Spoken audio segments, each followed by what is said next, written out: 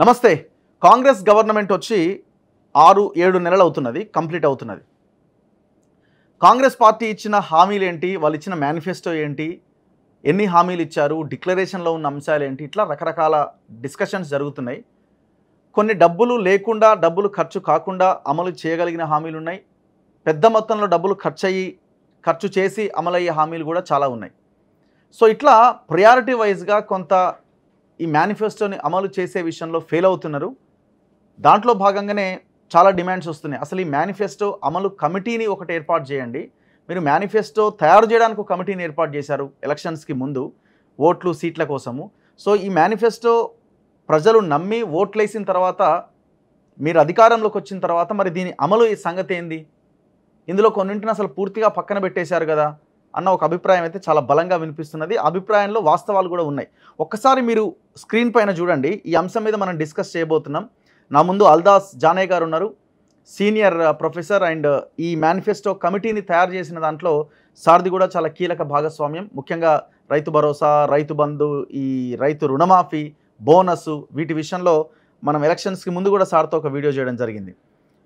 So ఇది ఒకసారి మీరు స్క్రీన్ పైన చూస్తే, కాంగ్రెస్ హస్తం పేదల నేస్తం, నిజమైన ప్రజాస్వామ్య పరిపాలన కోసం, తెలంగాణ ఆకాంక్షలు నెరవేర్చడం కోసం, సామాజిక తెలంగాణ సాధన కోసం, నిరుద్యోగ రహిత తెలంగాణ కోసం, ప్రజా శ్రేయస్సు కాంగ్రెస్తోనే సాధ్యమంటూ ఒక కవర్ పేజీ మీకు కనిపిస్తుంది. అభయహస్తం మేనిఫెస్టో అని, ఇందిరమ్మ రాజ్యం ఇంటింటా సౌభాగ్యం అని. ఇది ఎలక్షన్స్కి ముందు.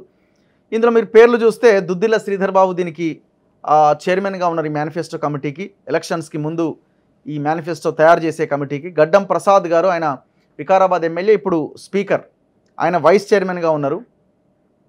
అండ్ నెక్స్ట్ మెంబర్స్గా దామోదర్ రాజనరసింహ, ఆరోగ్య శాఖ మంత్రి, బలరాం నాయక్, దామోదర్ రెడ్డి, చిన్నారెడ్డి, ఒబైదుల్లా కొత్వాల్, అండ్ తహరబిన్ అహ్మద్, పోట్ల నాగేశ్వరరావు, అల్దాస్ జానయ్య సారే ఉన్నారు, చందా లింగయ్య, తిరుమలగిరి సురేందర్, అల్లం భాస్కర్, చామల శ్రీనివాస్, లింగం యాదవ్, బైకాని, రాజేశ్వరరావు, కోట నీలిమ, రవలి రెడ్డి, హంసు వర్మ, హర్షవర్ధన్ రెడ్డి, కత్తి వెంకటస్వామి, రియాజ్.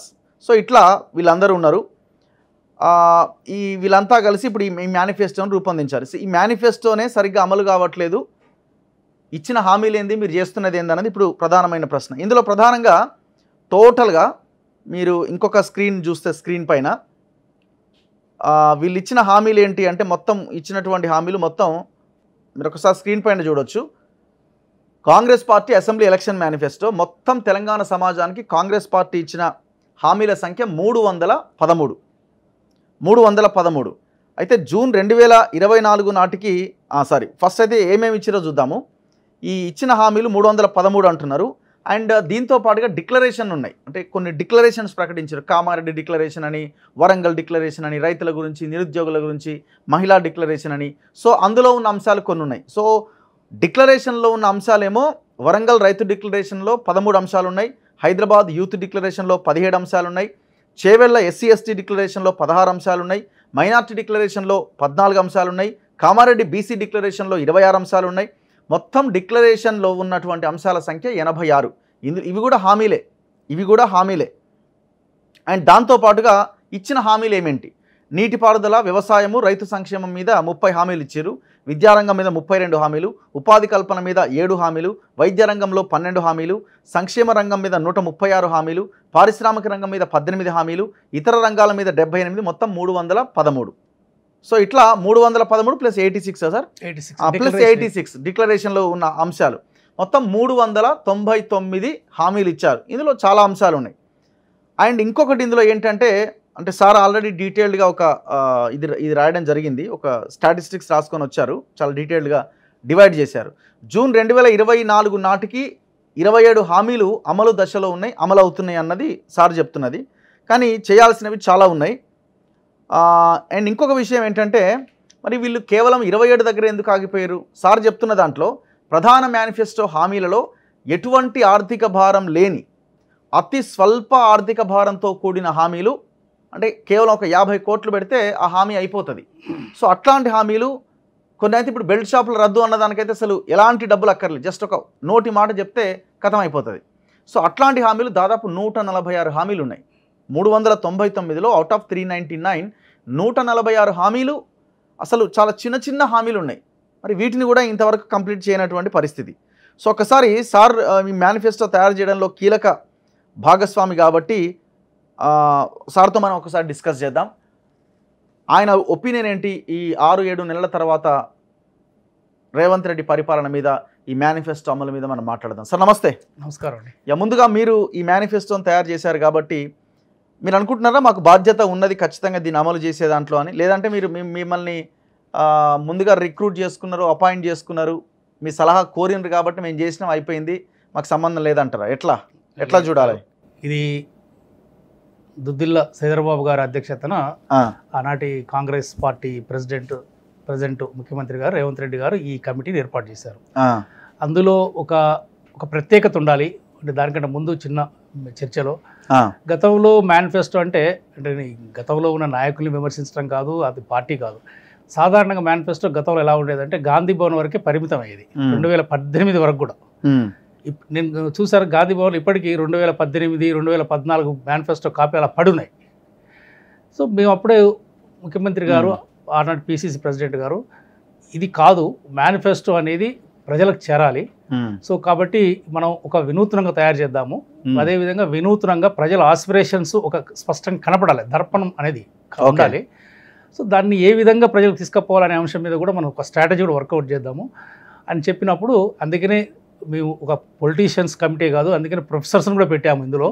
సో ఈ బాధ్యతలో మీరు కీలక పాత్ర పోషించాలని ముఖ్యమంత్రి గారు ప్లస్ ముఖ్యంగా శ్రీధర్ బాబు గారు నాకు ఆ పూర్తి స్వేచ్ఛను ఇచ్చారు. మీరు డ్రాఫ్ట్ చేయండి, అన్ని మీటింగ్లలో అటెండ్ అయ్యాము, అన్ని సూచనలు ఇచ్చారు వారు. అందరు కమిటీ మెంబర్ల సూచనలు అన్నీ మనకు ఒక దగ్గర పెట్టుకొని సో ఒక ప్రొఫెషనల్గా తయారు చేయాలని ఆ బాధ్యత మాకు అప్పగించినప్పుడు మేము చాలా సంతోషపడ్డాం. అంటే మీరు అంటే ఆ బడ్జెట్ ఎంత ఉంది అన్నది అది కూడా చూశారు కదా, అప్పులు ఎంత ఉన్నాయి ఇవన్నీ చూసిన తర్వాత తయారు చేశారు కదా. నేను ఒక అగ్రికల్చర్ ఎకనామిస్ట్ని కాబట్టి సో ప్రతి అంశం ఇప్పుడు మీరు టోటల్గా 313, అందులో 13 ఏమో గ్యారంటీస్, 100%, 6 గ్యారంటీస్లో మొత్తం 13 అంశాలు. అది 100% మనం అమలు చేయాల్సిందే. రెండవ కేటగిరీలో ప్రధాన మేనిఫెస్టో యొక్క అంశాలు అవి 300. ఓకే. సో 300 + 13, 313.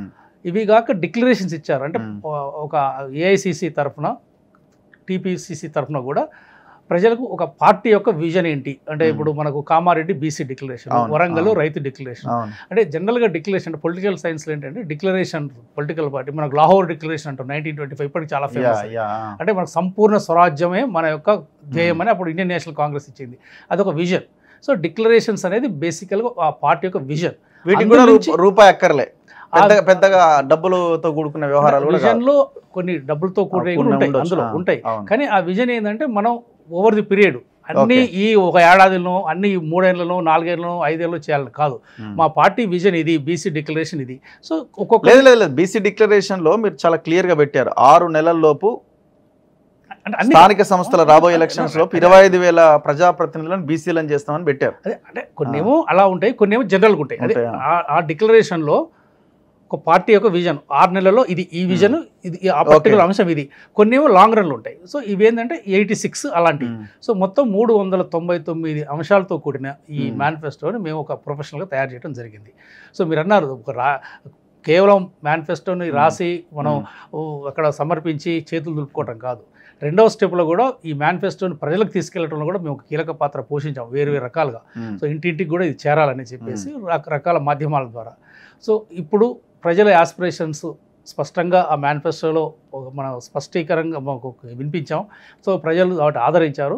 సో మనకు అధికారంలో కూడా రావడం జరిగింది కాంగ్రెస్ పార్టీ.